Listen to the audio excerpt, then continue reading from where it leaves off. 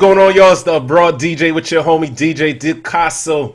Today, I got VH1's Master of the Mix finalist, one of the finalists, Sirius XM, Apple Beats One, and Hot 97 DJ and personality, celebrity DJ for CeeLo Green and Lil Kim, talented photographer and Renaissance man, DJ IncrediBoi.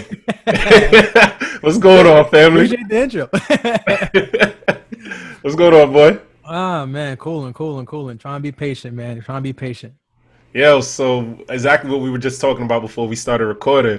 We're talking about being in the pandemic and how it's just kind of, it's a different life when you're used to moving around the world. So you say you've been sitting down. How you been keeping positive? Luckily, the only I could say that because of us having to stay home, and it was always something that was in the back of my head while traveling is the fact that I have a kid. So, that time away always used to kill me a little bit. You know what I'm saying? Okay. Not a little bit. I mean, but, it just always killed me. The fact that I had to, let's say, be out for X amount of weeks or months or whatever, and the older she got, the more closer we got, So, that's the way I stay positive is the fact that, I can't knock the fact that I can finally be home, enjoy home, and spend time with her, and be creative with her. And as far as, daddy life shit. Rather than, having that in the back of my mind of spending so much time away. So I'm enjoying, the daddy life a little bit as far as just being home. And I use that as the positive part. No, that's dope. That's definitely dope, man. So both of us coming from New York, we kind of understand the toughness, especially a different part of New York. You feel me? So you're from the X, I'm from Brooklyn. Sir. Can you kind of talk to your upbringing? Like what got you into this craft in the first place? Oh man, obviously from the home of it all, the home of hip hop. I'm an '80s baby, born in '85. Like I'm not gonna sit here and hide my age. Everybody think I'm young and shit, but So I kind of got to. I mean, I missed out. I always, say that I was born a little too late for the fact that I wish I was able to see, let's say, the club era in the '90s because I heard so many stories of it. You know what I'm saying? So that's probably one thing that I always, was like a little grudgy about, but. Growing up in the Bronx, man, we had the skate key era. Like that's the era that I was coming up in. So, people, I'm more than sure if you, from New York, everybody knows about skate key. The one in Harlem and the one in the Bronx, but I went to the one in the Bronx in Allentown Avenue. And that's where, when Zulu was prominent, what I'm saying, heavy, so I got to see a little bit of the break-in aspect of it, when they will turn that roller rink into a dance floor at night and it'll be wild, you know what I'm saying? Shout out to my sister for taking me. I was like, yay high, but she would take me, when she could sneak me in there or whatever, I'll be able to soak in that part of it, so, again, this early 90s, getting to see, that whole what people might consider almost even the golden era of hip hop a little bit. You know what I'm saying? Facts. So I got to, hear and see all that shit, almost like, having the front row seat to it. We did have some block parties, I'm saying, before, everything changed and, the area started changing a bit. But, I got to see some block parties, I got to see the house parties and all that shit. I grew up on Video Music Box, so that played a huge role, Facts. So that's a whole nother thing, we had even I feel like was the prime era of New York City radio, so you had Kiss FM playing hip hop before they turned into an R&B station. You had WBLS playing hip hop, and you say of course Hot 97. So we had the radio being a big influence. So hearing Red Alert, hearing Flex, DJ Ace, of course Kid Capri, like you had all these guys, for whatever reason. I mean my mom, my mom was heavy into music, so that's another thing that pushed me. Like she always had vinyl, you know what I'm saying? It was more salsa and merengue, obviously Puerto Rican. So shout out to Puerto Rico, facts. Yeah.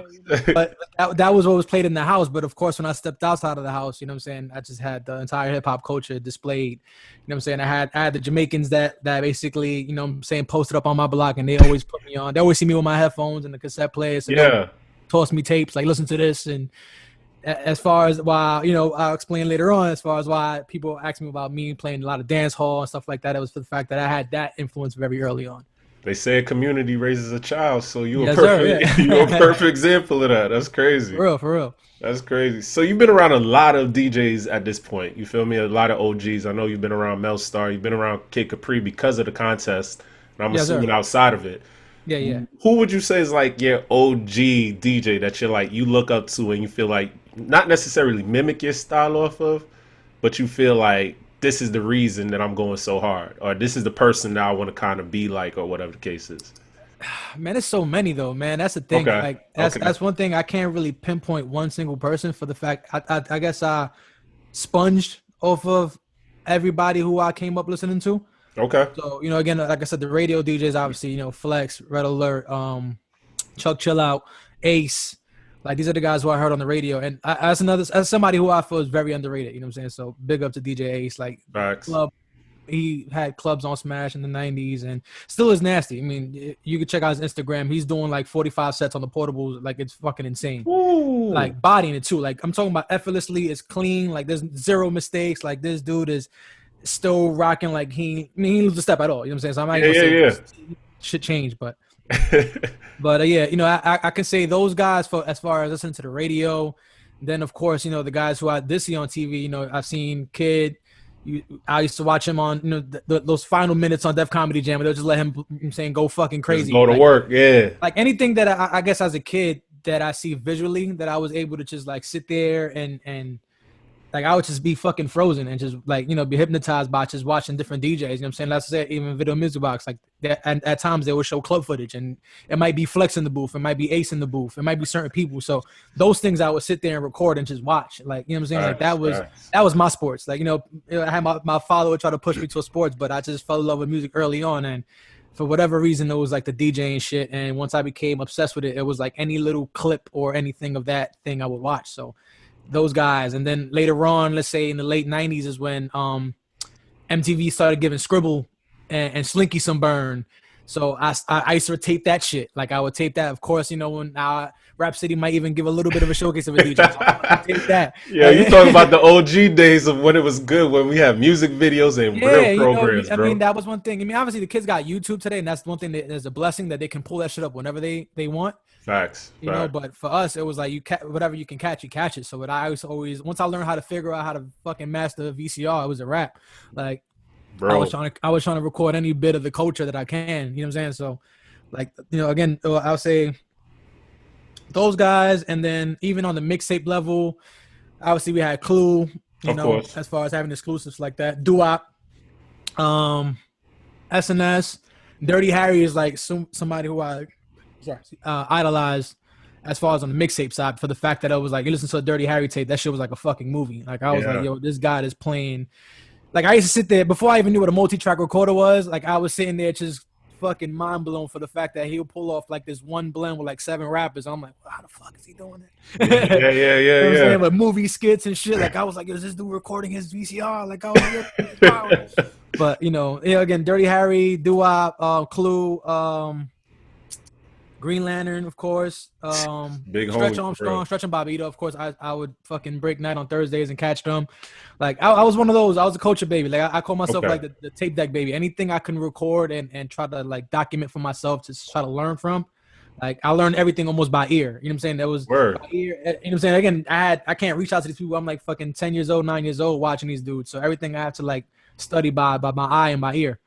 So is that how you picked up becoming a turntablist? Because like your scratches are clean as hell, but they're so like they're intricate. Like if you know what's going on, they're very intricate. But it's just like you could just tell the years of practice into that. So yeah, I mean, part of it, I would, you know, I guess, you know, people do throw that label at me, and I don't try to, because I have a high level of respect for the guys who really, really do that shit. You know what I'm saying? But I guess for the fact that I do throw in that element of scratching and whatever, like. People label me that, but I was just again, I was just more of a sponge of whatever I can try to, you know, mirror as far as all the guys who I learned from. You know what I'm saying? So as far as some of that turntablist stuff might have come from, like again, watching the Scribbles and Slinky, but then of course like the funky stuff is, you know, of course you have to make it musical. So that's what like, say Jazzy Jeff will come into play, because again, it's like you listen to Jazzy is not something where the average listener doesn't get thrown off by it, you know. So I try to sponge everything together and you know, and try to push that out through myself as far as all my influences are involved. So when we thinking about the nightclub, the night era, whatever the case is, so we're talking turntablist and then nightlife, party rocking, right? Because I consider you to be both. You're able to do both. Do you feel that turntablism has a place in clubs and parties of that nature? Because like when you really think about it, a lot of people get thrown off. So like shout out to Flex. But I know, like, growing up, I used to get hype every time he dropped the bomb. But at some point, it was like, damn, bro, you did that 10 times, man. Like, it'll just play the song. So it's like, do you feel like turntablism and like party rocking can go hand in hand? No, of course. I mean, you know, I think that has been displayed, or, you know, I guess somebody who was helping push that as for this generation, let's say, would be AM and Jazzy.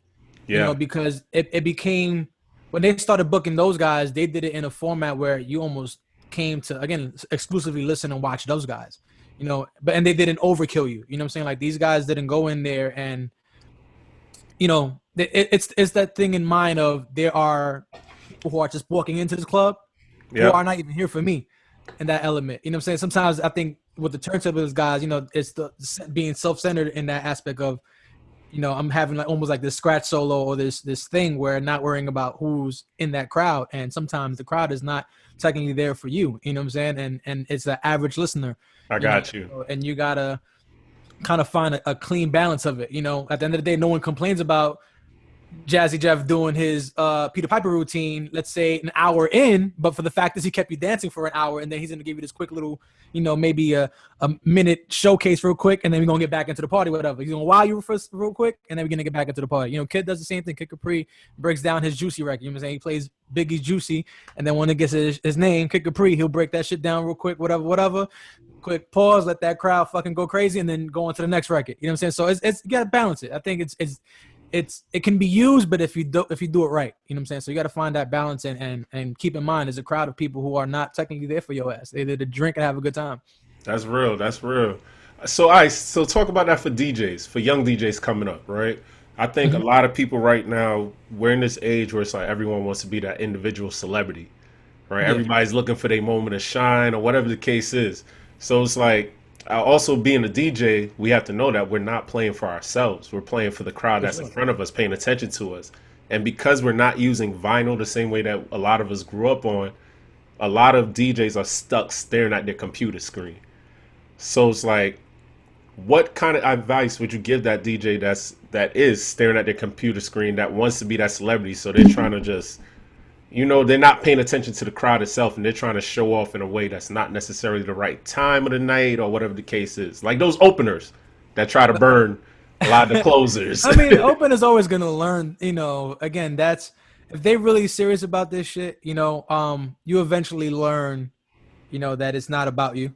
You know, that's one thing you got to face that fact down the line. Yeah. You know? And you're gonna learn even the harder way from an OG who's gonna walk in that club and spank you. As far as, you know, you felt like you played all the hot records and try to even take the momentum for yourself, and he's gonna show you that he'll play a bunch of old shit and have the crowd right here. Why, you know what I'm saying? And have, you know, the reaction you was trying to get, he's gonna get it with records you wasn't thinking about, for the fact that you was trying to prove a point that you can, you know, outshine who's the headliner. And yeah, I mean, you learn, you know, people learn, you know, as far as the people who do the staring at the screen thing, and, you know, I feel like you got to learn manual in one way or another, which I was like, as obviously I always suggest everybody learn or go get a pair of turntables after, you know, I know not everybody comes in starting with affording to buy a pair, and people start, I get that. That's the age we're in. You know, not everybody's going to come in with turntables or even a pair of CDJs. So they're going to learn with these small controllers, don't have much of the, let's say the, what do you call it? The cue mark, where you can see the cue mark, whatever. So you can learn that, you know, because that's a big part of why, let's say, the guys who've been around don't stare at the screen. We're used to staring at, let's say, what's on the actual record or on the CDJ, because we can, you know what I'm saying, we're going to know the timing of how to bring a record back without having to look at the screen and making sure we're back into a cue or jamming cue buttons. So I feel like, you know, after you get your feet wet or whatever, and to avoid that weird looking thing of you staring at the screen so much, I feel like grab a pair of turntables or even a pair of CDJs. You know, so I feel like CDJs have gotten way more accurate through the years, and, you know, you can see the timing on it, and you can actually time yourself on how to, you know, catch records a little bit sharper and cleaner. Because I think that's another thing where a lot of dudes sound nasty when it comes to scratching down the line. You know, they're staring at that screen so much that they're not really filling out the actual, you know, where the record is landing and how it's coming in. Because again, you're just staring at the screen, and then you're almost doing a rough estimate of what the sound or where the sound is with your hand.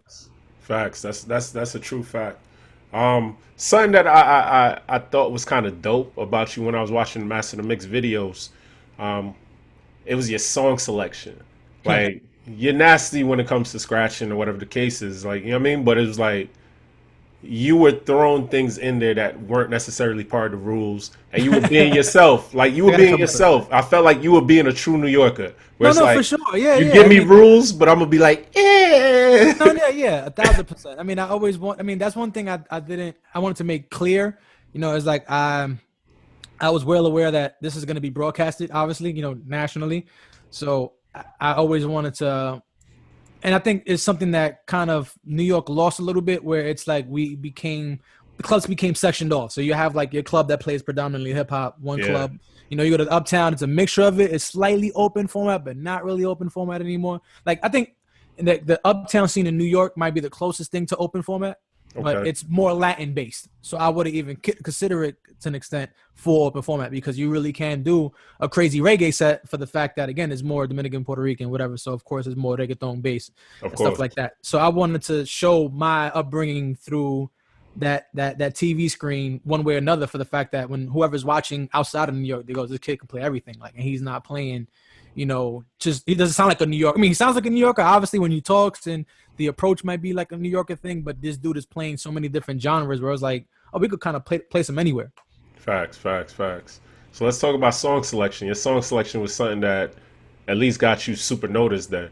How important is song selection when you're trying to prepare a routine, or just like performing in a club in general? Oh, no, super important, because, you know, think about it. You know, if it's a million parties going on every day, you know what I'm saying, or whatever, you know what I'm saying, whether now is a million Twitches, a million IG lives or whatever.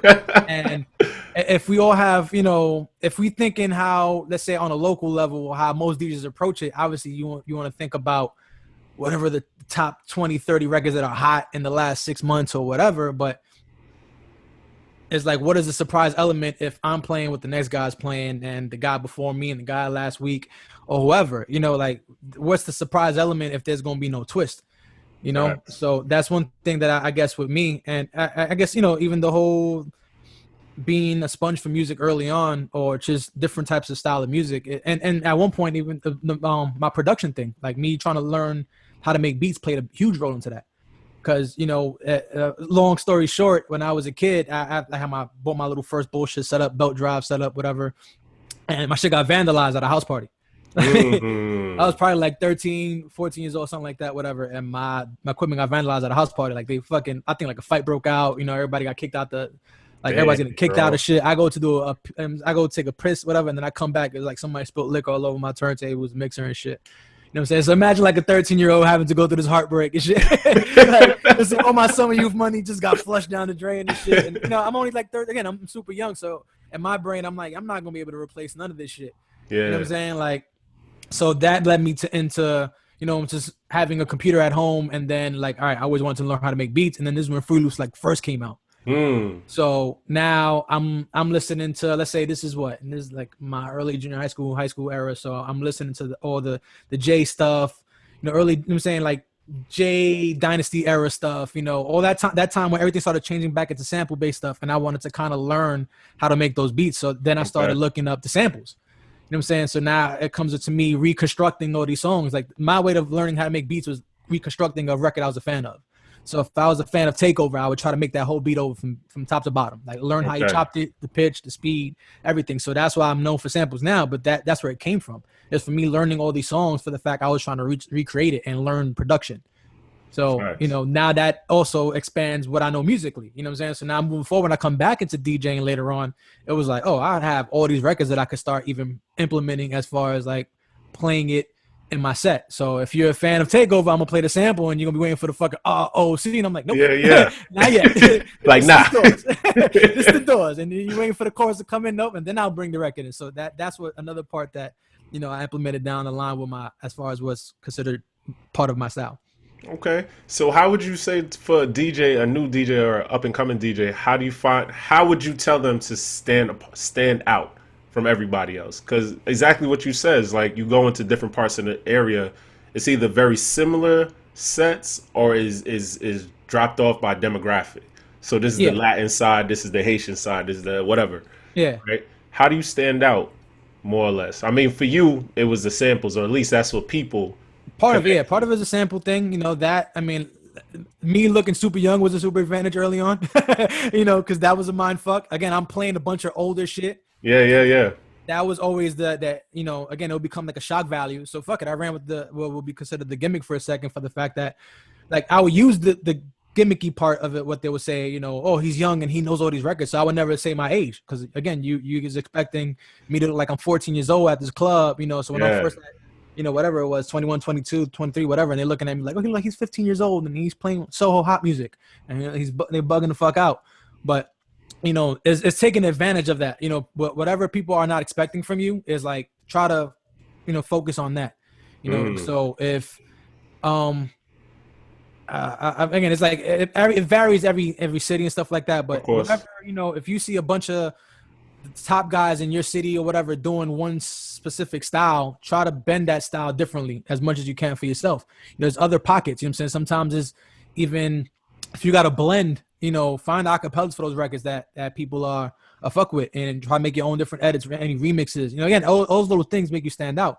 If you're just doing mixtapes that sound like playlists and everybody's doing the same exact type of mixtape or podcast mix online, you know, try to figure out how to make it different. Because again, we can all use the same whatever. You can go to the guy who just gave me the same shit. Like, you always got to, you know, again, look at your competition, or not a competition, but people who are going to be your peers in whatever circle you're in, and be like, all right, how can I not sound like him? That's real. And even figure out their weak points. If you see a weak point in that DJ, you'll be like, all right, how can I think I'm better in them than that? Then focus on that part of it. That's real. That's real. So you've been blessed enough that at this point you've been able to see the world, right? A little bit, yeah. a decent part. Yeah, I'm thankful for it. I mean, it's been great. So coming from BX, where again, I've said this multiple times, but like coming from the era of New York, so I'm 33, so I'm 86. Okay, right? I mean, you close right there. So you know where I come from. Close. Yeah, got 1 year on me. You see, it's always that one person that don't want to give you a little bit of age. Now you know though. I mean, you know the era though, because you know it's a huge difference even in that one. You know, saying some people who are born in 1990 don't have the same experience that we might have musically. You know, because again, that's also another thing, and I think even that gets forgotten about today. What's considered. And I bet you know, probably almost cringe a little bit when they'll be like, you know, the old school jam of the day is 50 Cent in the club. Be like, fuck, that's old school. but then we got to remind ourselves that this record's like 15 years old, 14 years old, whatever it is. You know? Facts. So, and that's how it really functions. These generations function musically almost in 10-year gaps. So we got to keep that in our brain and go, all right, that's their old school. Your old school is not my old school, down the line, whatever. And that's real. So how do you stay current in this then? Like, because I was talking to Big Ben. I'm not sure if you know who Big Ben is. Yeah, of course. Yeah. Of course. So I was talking to Ben, and he was just like, yo, bro, at the end of the day, he was like, off of memory, I could still tell you, I could still DJ music up to, I think he said like 2010, 2013. He's like, from that, I DJ off of memory. He's like, when it comes to organizing his computer, he only organizes the new stuff. Because he's like, he doesn't necessarily get down with the way they rap or what they talking about, but he's like, of course, makes sense. I know as a DJ, I still got to play it. Yeah, 1000%. Like, how are you kind of organizing, I guess? I guess I'm in the same boat as him, honestly, because you know, and I mean, again, I guess it's subjective, but I feel like some of most of the current stuff is almost here today, gone tomorrow, kind of. Yeah. Like a lot of records don't stick. Like if you think about it, even the records that people, let's say, might play from 5 years ago, it almost might lean on heavy Drake. Yeah. Or heavy Wayne, or stuff like that. So it's like those guys, but those are the superstars. Yeah. But there's a bunch of guys who obviously came out in the last 5, I'm saying, 10 years, but they all came out like 1 record, 2 records, and they all fizzle out. But we want to get a reaction. We're going for, again, those monster records, and it almost applies with, you know what I'm saying? I'm more than sure. It's like he would be like, I'll focus on those records if I want to go 10 years ago or whatever. Yeah. But everything else of the new stuff is like keeping them like in folders of like, this is still rocking, this is not rocking, delete, So same way, like I have those like in small folders where, I'll dedicate for more of a younger crowd, but everything else is almost like by memory. Or again, I'll just start. For me, I'm always digging for older shit anyway. So that I'm more diligent in organizing that shit to the T. But everything else is making little dedicated, little small folders for the younger. Okay, that's real. But going back to what I was saying, like, how does it feel? Because I always tell people you got to get out the hood. Like Yeah, you can't just stay wherever you are. yeah. So what are some experiences that you felt like being able to leave the X and see the world that you were able to be like, damn, this is different. I need to change this, or I need to level up, or I need to work harder. Well, the music again, you know, like how we was, you know, whatever's played locally, you know, is not gonna ring off, you know, globally or you know whatever in another city, you know, and that's something is like you got to learn. Well, I mean, if you want to stay in your city, hey, have at it. You know, fuck it, be complacent with being there and shit like that. But you know, if you really want to travel off this DJing shit, like be ready to do your research and understand that every region has their own shit and every city has sometimes their own shit, you know, and understand the music and the timing. You know, everything is timing. You know, that's one thing with even DJing. You know what I'm saying, playing songs is how to land that record, when to play that record. You know, so that's always been my advantage is me doing my research and again just being a fan overall of music. I think a lot of the DJs, some of them, I ain't gonna say a lot. I'll take that back to a lot further. Like you said, there's people coming in to treat it like the hustle, you know, and when it's treated like the hustle, you know, you're gonna focus on what's hot at the moment or what's hot in the last 10 years. You almost like basically they're like downloading the motherfucking iTunes top 20, 30, 40 or the Spotify rap caviar shit, you know, and ranking their playlists off that. But then they get thrown anywhere else and don't know how to adapt. You know, Facts. like how would you play if you in Texas? You know what I'm saying? Like what records, like whatever you thought was popping, like you can't almost do a straight Atlanta style set in Houston and vice versa. That's You know, real. like you ain't got no screw shit, you ain't got no flip shit, whatever. You know what I'm saying? You want to do a throwback, like you're gonna look crazy if you ain't got none of that shit. Or if there's somebody starts throwing that shit at you. Yeah. You know, and then, again, if somebody's paying you for that, you know what I'm saying, for you to be a headliner, and you might see the opener or the guy who comes after you, the closer, come in and start playing those classics and get a bigger reaction than you for the fact that you ain't do your research and ain't know that shit. That's So that's real. one thing, you know, going from city to city and stuff like that. It was like, you know, I had to learn sometimes or try to do my research. Whatever city I was in, I had to play in is learn some of those local records. You know, you go to Cali, same shit. You know, like I was early on YG. You know, fucking I Yeah. had Tooted and Booted when he first put it out. You know what I'm saying? And then I was like early on that type of shit. So learning all the early YG records and stuff like that, and Problem, and, you know, all the artists from the LA. You know what I'm saying? Learn those records. So when I'm there and I'm playing, I play the records. They look at me like, how the fuck you know this shit? Facts. Facts. Facts. He's from New York. I respect him to kind of whatever. So it's the same thing. So it's doing your research, you know, and again, not if you're really about this shit, you gotta again just know that it's beyond just what's playing on your radio. It's beyond what's on the Spotify rap caviar playlist or the top 20s and shit like that. Like it goes deeper. You know, there's gonna be records that don't go away in the South, you know, and the records that don't go away in LA. You know what I'm saying? Like in New York, same shit. Like Yeah. you know how many dudes might come to New York and not understand what's considered like the classic throwbacks that you got to play in New York, and you know they just thinking whatever. They might just think 50 Cent and shit, you know, Yeah. Yeah. Yeah. Yeah. in the unit era, but they're not thinking before that. You know, again, everything is it's regional, but again, you got to do your homework, and the more you know, the better off it makes you a DJ. Anyways, you can be more surprising down the line. You know, we're in the internet now. We're in the internet, so now it's like if you want to have an audience, we're global at this point. For everybody, everybody has now a global platform. So you're not playing for your city anymore. That's real. That's So real. learn as much as you can. You know, like that's one thing I started taking notice to as a tour DJ is the fact that I had to learn. Every city has something different. That's real. How'd you like get into the whole like DJing for Kim, CeeLo, and Andy Andy Mineo? Mineo, Andy Mineo. Mineo. Yeah. Mineo. The Okay. Kim thing came about her real her real DJ. I mean, Yep. I was a DJ for a minute, but her DJ before me was DJ Boogie. Okay. I guess he was having a heavy.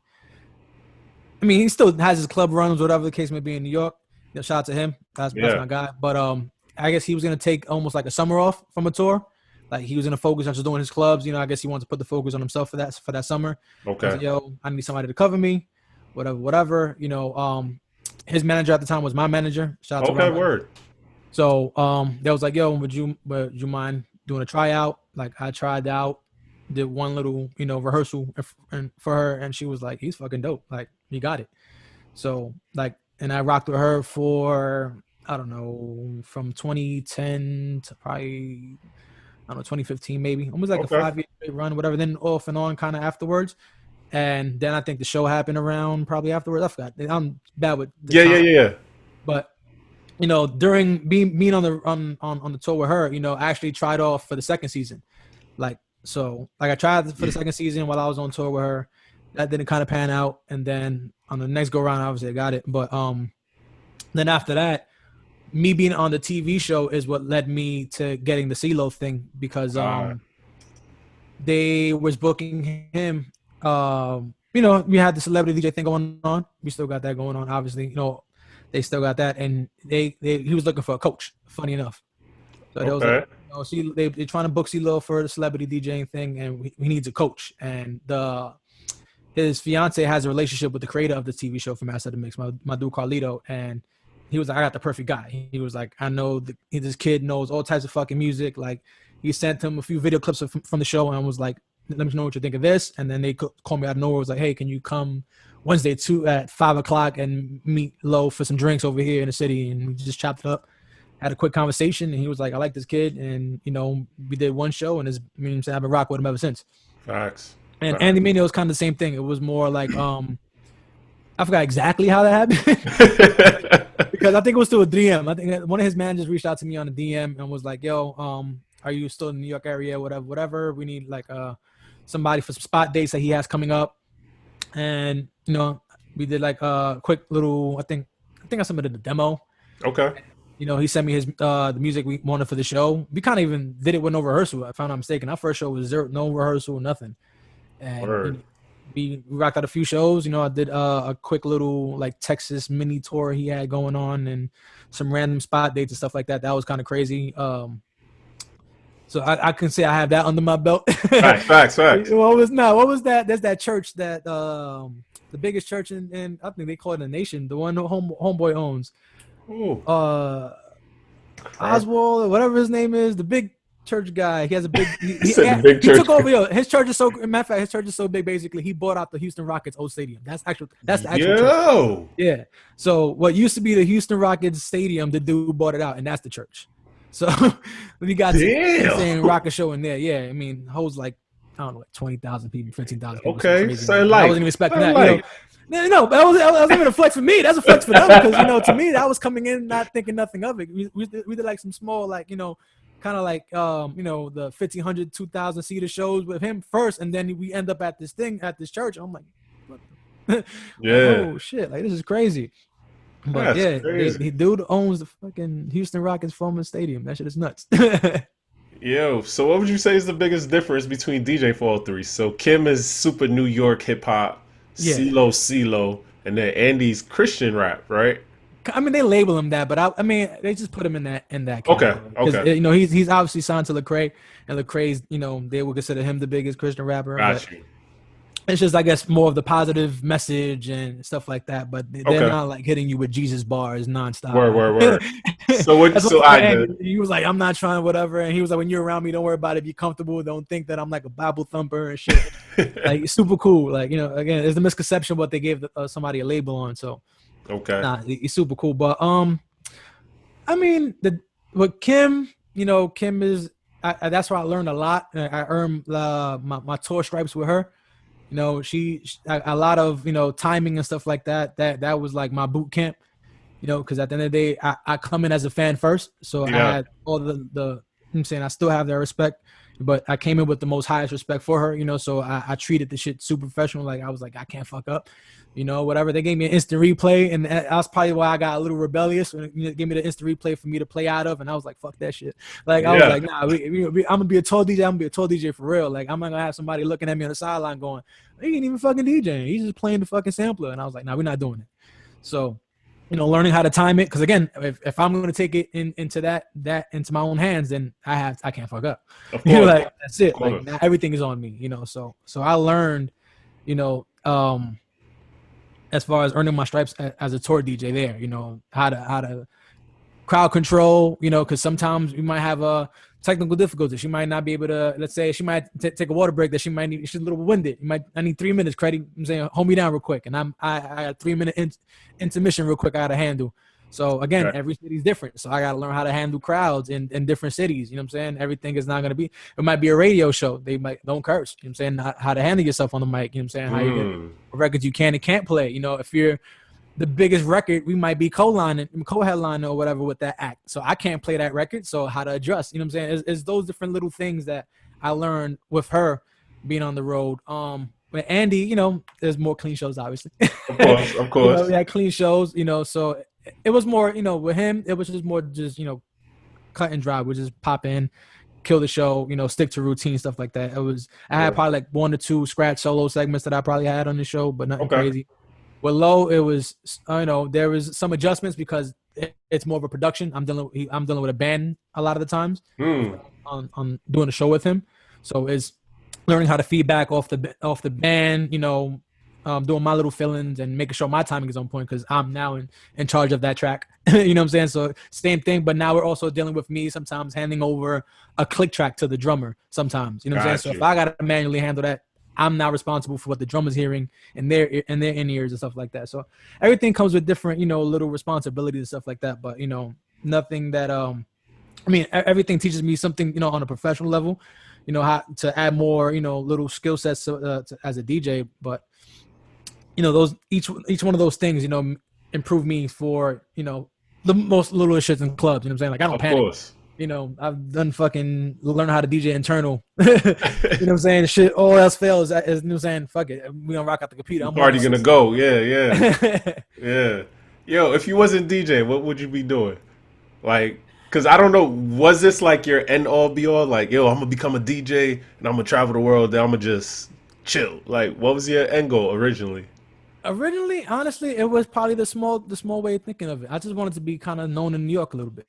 You know what I'm saying? Because we're again, I'm coming from that radio era, so that to us meant the world. You know what I'm saying? And then that in the late '90s, the radio was everything. You know what I'm saying? You know how many superstars came out of radio? You know, again, Scribble comes from Hot 97. You know what I'm saying? Flex got his record deal being at Hot 97. You know what I'm saying? Like, these are people who I'm seeing get record deals and stuff like that. So that was like my probably, you know, things I might have been like, that'd be crazy to get to that. You know what I'm saying? Or you know, New York, do the clubs in New York, get to radio. And, you know, whatever, like just level up in that aspect, just in the city, you know. And I think a lot of us thought that way. You know, again, we're going to idolize the guys who are in our city, start from radio because they usually run all the clubs initially. You know what I'm saying? Every city, the guys who run the clubs are from radio first. And then everything else is more the spot guys who come in from out of town. So, of course, I was just thinking more on a local level, just trying to be you know, known in New York. That was just like the only thing. So, I mean, as far as what anything else I would be, I have no clue. Word. Because I was just, again, once I just drilled into music, it would have been something with music. I mean, I probably would have curved into production because, again, my shit got vandalized and I was just going to go immediately into production. So it was me learning how to, it would have been me as a producer. You know what I'm saying? If a DJing would have not worked, I would have been, right, you know what I'm saying, just going to production. Like, I would have been producer for somebody. I mean, I still do the production shit, you know, but overall, it would have been me leaning into production probably. Word. I think the biggest question that I always try to ask people, because I think with DJ, no one thinks, even though, like, I don't think a lot of us think of the long-term aspect of it, right? So we're just like, yo, we're mad hype when we get a new opportunity. Like, oh, I'm doing something different. Oh, I'm doing something different. I'm getting booked more. At least for me, I wasn't big on, like, saving my bread. Listen, right? that's another thing, of course. Yeah, because my thing was like, yo, I know this gig is coming up and this gig is gonna give me X amount of dollars. Listen, a lot of these are suffering from it right now. Exactly. A lot of these are suffering from that right now. You know, a lot of, unfortunately, this industry also, you know, will make you not manage your money correctly. There's also this industry turned into image heavy. You know, like it became more about an image before it became about a skill set. That's right. So, there's a bunch of dudes coming in now with an amazing marketing plan and shitty skills. You know what I'm saying? Like, I ain't gonna bite my tongue on that shit. You know what I'm saying? There's a bunch of dudes, a bunch of pretty boy motherfuckers. You know what I'm saying? Just motherfuckers got the visual package. You know what I'm saying? The videos be fly as shit. Y'all motherfuckers is blowing hookah in slow-mo like a bitch. Trash as fuck. Because you just worried about the image. You were too busy worried about looking cool for the camera, but you sound like shit. Yeah.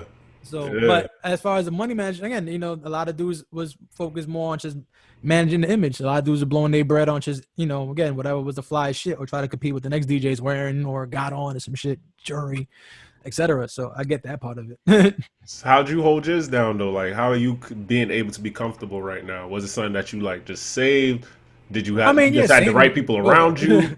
I learned that super late, but you know, Okay. obviously, because you know that's one thing I say touring has taught me, for the Okay. fact that, you know, let's say we'll be away for 3 months. You know what I'm saying? And that's going to be 3 months of consistently getting paid every week. You know what I'm saying? Every show, every day, whatever the case may be, per diem included, yada, yada, yada. You know, but then we might be off for 2 months. So now I got to kind of, you know, pause. You know what I'm saying? Also, you know what I'm saying? All that money that I had, I got to stretch that shit out for this break that we're going to have, or try to figure out how to get back into these clubs and, you know what I'm saying, finagle my schedule on traveling again for myself and going, all right, I need to try to book this city. Let me go over here. Let me do that. Nice. You know, so that habit came from touring a little bit, you know, putting money to the side for the fact that, you know, we're going to work for 3 months and I might not work for 2-3 months. You know what I'm saying? So, and you know, I think a lot of, there's a divide of, you know, the club DJs who don't want to do private events. Like, that's one thing I had to learn. I was one of them. I was stubborn with that shit. You know what I'm saying? Listen, a lot of DJs are fucking technically lazy. Motherfuckers like getting up at 2 in the afternoon, 1 in the afternoon, because they can stay up at 6 in the morning and this and the third. But there's a lot of money that you can get. At the end of the day, as DJs, you know, there's always a party going on outside of the club. Facts. One thing we have to consider is the fact that outside of clubs, there's sweet 16s, there's weddings, there's a bunch of shit that you can take advantage of and get paid for it. You know what I'm saying? And get paid without the hassle of dealing sometimes with a promoter. You have a contract now. Like, you can send motherfuckers the paperwork, and then once they sign and you get your deposit, most clubs aren't giving you a deposit. That's real. So there's a lot of shit that, you know, a lot of money I missed out on that I picked up later on. You know what I'm saying? Again, just being, you know, put onto game. And for a lot of club DJs, especially the younger cats, you know, don't get wrapped up on that shit. You know, sometimes it's like focus on the marketing that you're using, market that shit to even get some of those private events. But again, it comes right back to skills, because at weddings, you can't afford to fuck up. You can't afford to sound like shit. You know what I'm saying? Because at the end of the day, you have a parent listening. You have somebody who's sober half the time listening to you DJ. Like, it's not nobody drunk at a club where you can air horn yourself to death out of your transition and shit. They're going to be like, that was mad annoying. Like, what was that? And yeah, it really boils down to, in the private events, there's a lot of guys who sound cheesy and have the intro outro mixes, and they sound, you know, very super clean and safe. But that's still a skill set. You still got to transition out of those hits. You know what I'm saying? And it's not focusing on the last 10, you know what I'm saying, well, out of 10 months of 12 months of music. It's beyond that shit. Every crowd is going to be different at a private event. And that's another thing that can help you get your skill set up. So luckily, you know, in the last few years, I didn't knock, you know, working on private events. I was doing a lot of private events in Jersey. I was living in Jersey. Like, a lot of, at one point, it was like, my boy almost treated me like the go-to guy for all the high school proms. He was like, yo, this dude can handle these kids like he's teaching these kids like to a club experience. Yeah, you know, like I've never seen. So fuck it, you know, can you do this prom? Can you do that prom? He'll call me, and that's money I was getting in the afternoon, and I could still go to a club afterwards and do what like you if gotta I'm do. To the club at 11 o'clock, I can go to a club right afterwards. So there's money on the table for a lot of the guys. But again, you can't rule out because you're too cool for the shit. But there's work to it. You know what I'm saying? You guys sometimes invest in that, you know, the speakers and the system. Some dudes don't want to do it. You know, they think it's extra hard work, but there's money behind it. So Agree. Before we get out of here, I want you to talk to the idea of like relationships and relationships that you build with people, because again, a lot of your growth, a lot of our growth comes from the people that we meet and those bonds that we create. The opportunities a lot of us get is through those relationship and bonds, and us not being cocky, right? Yeah, of course, we're confident in our skills, yeah, but we're not cocky individuals. Yeah. And then with that too, just to say, like, is there some kind of piece of advice that you wish you got earlier that now you're like, damn, if I knew this 15, 20, whatever, even 2 days ago, I would have been up right now? Well, one thing is for sure, you know, I learned it. I mean, I would say this year or last few years, but you know, again, is put yourself down on paper. You know, LLC your name, like for DJs, like LLC your name or whatever. Like, try to get your shit done on paper. Do your taxes. That shit could save your ass later on. You know, again, a lot of dudes are just relying on just the casualties. I get it. But again, if you get back into, you know, you get into the private events and stuff like that, and you can start working on getting that corporate money, like that's money for you to get. You know what I'm saying? Like, again, I missed out a lot of that shit early on because, again, I was so focused on these clubs. And again, we get fed this club image and shit.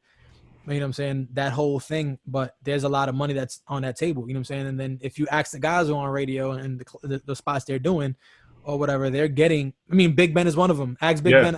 I guarantee you, if you was to ask Big Ben how many wild ass private events he done, he would probably say some shit, and motherfuckers would be mind blown. I think I've seen him one time do like a Jordan party, an actual like Michael Jordan party. You know what I'm saying? He DJ'd the shit, but again, he had to be in that arena for him to get that. You know what I'm saying? Instead of just only thinking about only doing the clubs, he focused a little bit more on, again, focusing on himself as a brand and doing corporate stuff to get the name spread out. Because you never know. One corporate gig, like one small corporate gig, it could be you doing a motherfucking local Metro PCS in-store where they're just giving out bullshit fucking fanny packs. You know what I'm saying? Like, you're just DJing it, and let's say they had a corp or whatever for the city is there, and they see you, let me get your number, let me get your card. And whatever. And that's one thing that can lead on to a bunch of money that you can get, you know, and that's money you can claim on taxes. So they're going to give you a check. They're not going to give you cash. Yeah. You know, so, and they're keeping records of money they paying out, and you got to do the same thing. So all that, as far as keeping your money as legal as possible, you know, can help you down the line. Cause those are, you know, I know a lot of DJs who were not able to get some of the you know, the pandemic money and stuff like that this year for the fact they have been claiming taxes in the last few years. You know what I'm saying? So a lot of stuff is trying to do it correctly, you know, because that saves you down the line. I mean, affects you with credit. At the end of the day, if you have nothing for your business, you're doing everything, you know, off the books. Like, how are you going to buy a house down the line? That's like, real. get all that shit, you know, in line, because all of us are learning. You know what I'm saying? Not all of us, but there's a lot of us learning the hard way. I'm one of them. Me too. I have my shit all the way on point. I was almost traumatized by people's credit stories. I did a lot of debit card for 10 years straight. You told me credit card, I was like, no. Yeah, facts.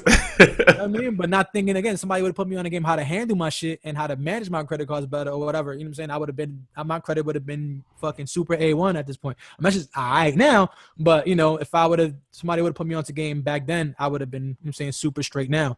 That's you know what I'm saying? So for all the DJs, you know, all the younger dudes, try to get everything, your financial shit, you know, focus on that shit. You know what I'm saying? Like, I think we all have that time now to be home and you know, do research on it. I think is better to take advantage of that. Aside, you know, obviously, you know, the skill set shit and whatever, but your financial shit. You know what I'm saying? Own your name a little bit. You know what I'm saying? Own your name, you know, treat that shit as a business for real, you know, and focus on that part of it, because that's going to save you down the line for, you know, personal reasons. Like I said, you know, whatever, you could claim your fucking car on as a business, you know what I'm saying, as part of your business expense. All that shit can be, you know what I'm saying, shit you can put down on your taxes for yourself, you know what I'm saying, and it can help you. Facts. Yo, tell people where they could keep up with you, what you got coming up. What I got coming up, I'm actually going to finally put out a project produced by me. Yeah. I'm finally stepping out as far as, you know, not keeping the beats to myself and shit. Like, I was working with some artists. Like, you know what I'm saying, I got a project with Reef Hustle coming out. He was signed to Pun before Pun passed away. So he's putting out a project. I'm fully producing one of his projects. So I'm putting out my own, though. It's going to be like compilation. So I can't announce the artist yet because we're still going through it. Yeah. You know, so I'm working on that. You know, I've been dabbling with the photography things. I was you know, kind of documenting a lot of my tour stuff. Okay. You know, but it's always something, I guess, I've always been kind of like low key, you know, drawn to, for the fact, you know, back in the days with the Source magazines, like what initially grabbed my eyes was the covers. You know what I'm saying? Of course, album covers, of course, you know, but then it's like you always, I never really went into like, who shot the cover, but it was like they always put together a dope image. You know what I'm saying? So of course you figure out down the line, it's like the Jonathan Manions and, you know, the Danny Bones, all these guys who are these known photographers, you know, the unsung heroes of like our you know, culture. You know what I'm saying? The Daddy Hastings, you know what I'm saying? Like, these guys shot the this guy shot the Wu-Tang cover, the Pun cover, you know, Gangstar, you know what I'm saying? But these guys are like, again, unsung heroes, but there's another form of art.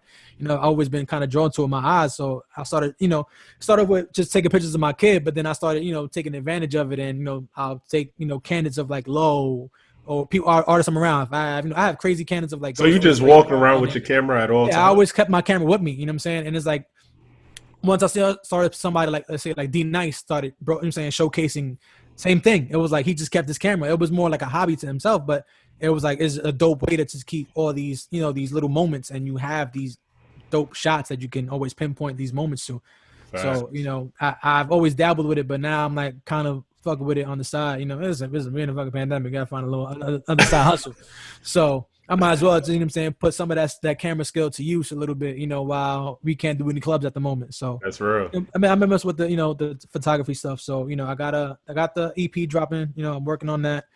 photography stuff I'm working on, and I guess, I think I'll be popping up on Twitch soon. I've been just calm with it. As soon as like a big. So you haven't been like messing with the avalanche IG lives yet? Nothing like that? I've done some here and there. I did one for Vibe magazine. Okay. I did like 2 of my own. I did one on my birthday. I fucking DJ for like 5 hours straight. Ooh, okay, New York set. Got super hammered. But I had a good time. You know what I'm saying? It was entertaining. It was fun. But I'm just trying to figure out how to, I guess what the angle. Like I was saying earlier. I don't want to sound like everybody else. So I might be overthinking the approach a little bit. But okay. I definitely don't want to sound like or have the same approach as everybody else. So I guess I'm kind of overthinking the process a little too much. But I'll be doing some more lives or trying to even treat it like a radio, because radio show, because it was something I've always wanted to do. I got my taste of, let's say doing Hot 97 and stuff like that and doing satellite. And I was always trying to push towards getting a satellite deal. Never really happened. You know what I'm saying? Yeah. But now the ball's in our court because now we control our platforms. It's like, fuck it. Why not try to figure out a way to do something? So I might figure out a time or a date, a date every Saturday, every Sunday, whatever, and do 1 or 2 hours of my kind of shit, and try to keep it consistent on that one day and treat it as a radio show. Maybe have like, how you doing? Have guests pop up in interviews or whatever, we could tell stories. Right. I'm kind of half podcast, half mix show, and just have fun with it, not try to, again, is so many different angles to attack it from, but again, is my brain just trying to like explore which way to attack. So yeah. It's gonna be something like a podcast / mix show, and then I guess we can leak out those things and keep them on the internet floating around. That's real. Something to create that little backstory, that back history. Yeah, yes sir. I mean, also my sample Sundays though. That's the only thing I am keep it consistent. Okay. Every Sunday on Instagram, I'm doing sample Sundays. So it's like I might pick either an artist or an album or a producer, and I kind of do like a mini tribute of like the samples they used, and it's, I keep it short. Everybody has ADD. It's for Instagram, course. So I can't do it too long. So usually they're about a 5-minute clip. And again, I'm just running down samples and I'm educating people. You know what I'm saying? So again, is putting them on to the stuff that was used for some of their favorite records. So if you go through my IG, at DJ IncrediBoi, you can see a bunch of, sample Sundays, and I have Alchemist. I did one for Alchemist. I did one for Prodigy. No, Alchemist. I did one for Buck Wild. I did Snoop and DMX. They had the battle. Yeah. So I did one for them right after the week after the battle. I did a tribute, for that. I did a pun joint. I think I did. I forgot. There's a bunch of them though. There's a few. I already forgot how many fucking I did, but there's a few of them on there though. So sample Sundays, every Sunday I try to put one up. So I haven't even picked this week's artist. So at me with that shit, and I'll probably think of it. I did Havoc, matter of fact. I did Havoc from Mobb Deep. That's another one though. I did Havoc from Mobb Deep recently. So every Sunday I'm doing that. That's the only thing I'm probably really doing consistently is doing my sample Sunday. Got you. Yo, y'all already know what's going on. It's the abroad DJ DCaso, DJ IncrediBoi. Yo, yes, I appreciate you, big homie. Thank you for taking the time. This is great. It was fun. Hopefully somebody picks up some information from this. Not hopefully. They're definitely going to pick up a lot of information from this. And I hope so, because again, there's a lot of shit that, I wish I would have knew. You know what I'm saying? I'm more than sure in your previous episodes and stuff that I could probably still, apply to myself. You know what I'm saying? So I'm going to actually go check some of those episodes myself and listen to some of the OGs that you have on there and, take some notes down, because we can always learn something. That's one thing we got to, understand as DJs. You know what I'm saying? Stop being so fucking stubborn. You can learn something new every day. It's the truth. You know what I'm saying? Don't say that part again, bro.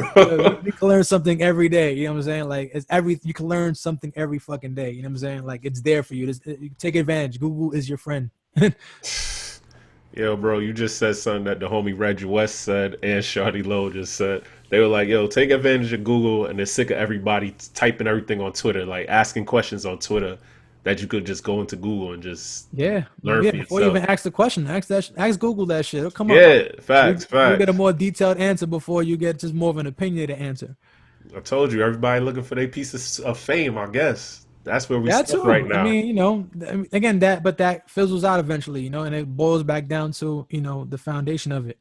When it really boils down to it, overall, the guys who are going to get that top dollar and those gigs that we see, you know what I'm saying, are the guys who are really about this shit. Again, the MVP of this fucking year is D Nice. Like, yeah, motherfucker slept on him, whatever. You know what I'm saying? Obviously, he's somebody who I looked up to, industry wise and stuff like that. Especially being from the Bronx, like.